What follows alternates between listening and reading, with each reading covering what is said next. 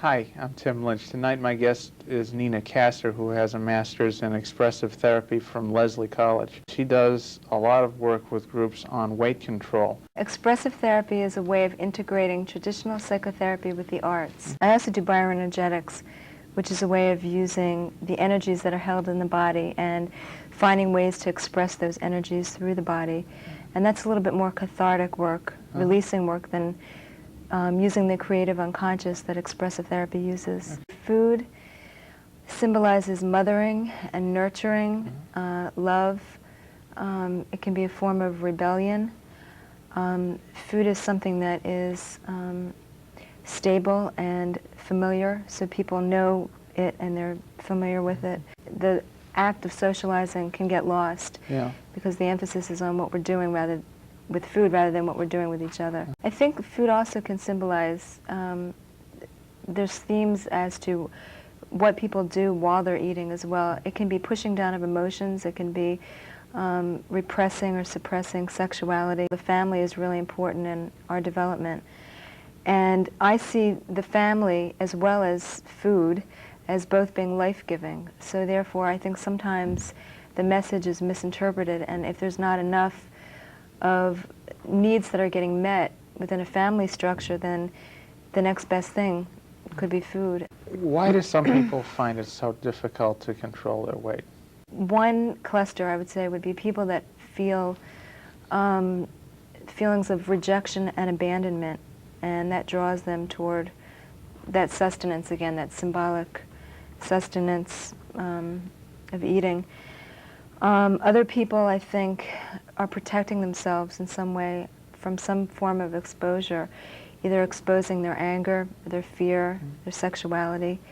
And also people that are easily addictable or have tendencies toward being compulsive or obsessive also would have a tendency toward overeating. Yeah, it's a padding, it's a buffer, it's a way of fortressing or guarding oneself against the world or themselves. You get to the core problem and then the weight comes off by itself? It is a process of time, and what seems to happen is either people maintain their weight during psychotherapy, primarily in the first few months or year, and they even may gain weight in the beginning. But what essentially is happening is, as we all have defense mechanisms, people that are overweight have defense mechanisms that are visible.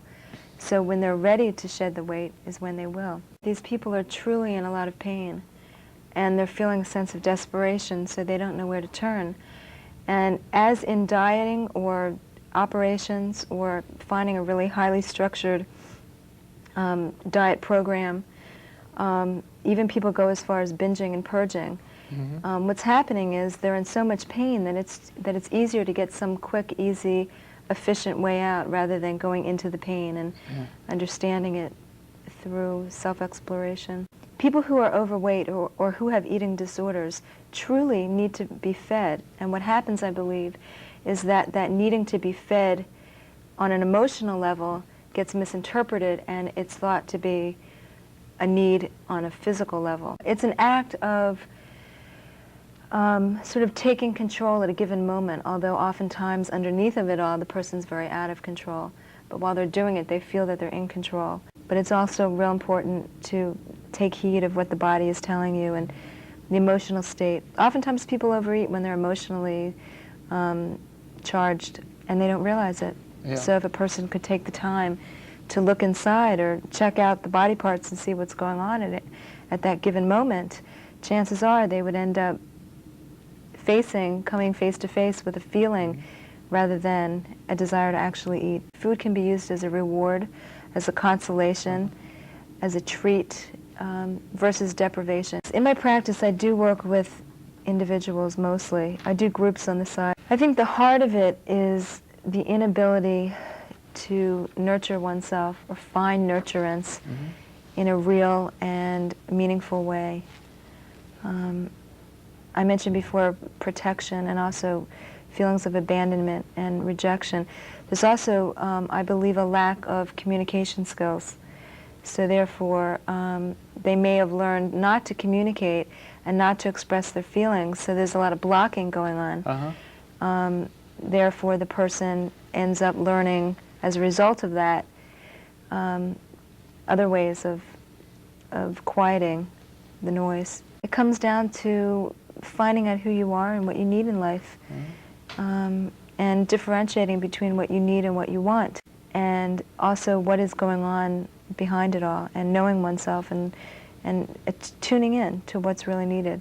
I really try and help people to see themselves as clearly as possible with the weight, yet not allowing the weight to be a barrier to their true selves underneath.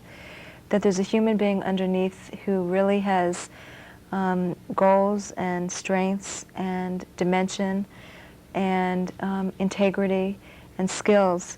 And I primarily try and allow people's vision to open so that they can really see who they are, even through their weight problem.